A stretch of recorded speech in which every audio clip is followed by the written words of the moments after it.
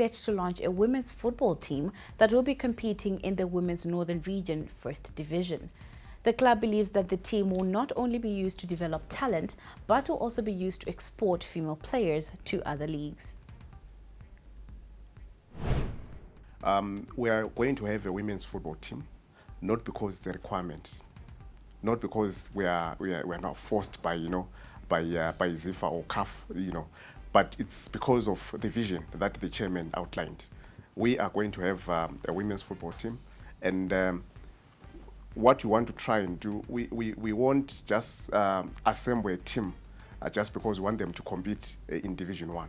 We are going to make sure that it's a developmental side. So we want to start from scratch. We want to look for young women whom we're going to teach football. And this is a business. We should be able to to generate income out of that particular project, women's football, that is. So I definitely promise we're going to have a women's football, and we are not having women's football because it's a club licensing requirement, but because it's part and parcel of our vision. It's a package.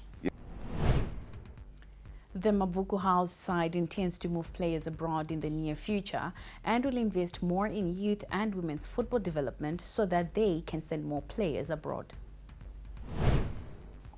In terms of our investment and probably our vision to move players to Europe, we obviously don't expect the current crop of players to move to Europe. We have to be realistic.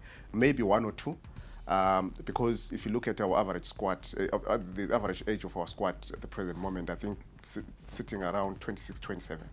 And it's not easy to move players of that age, especially to Europe. But what we are simply saying is that we are done with the first team.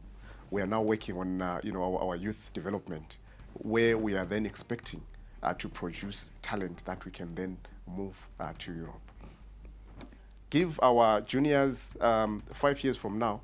I think if everything goes well, probably we'll move 5 years from now. We'll have moved more women than more girls than boys, because from the men's side, there is a lot of competition in terms of talent.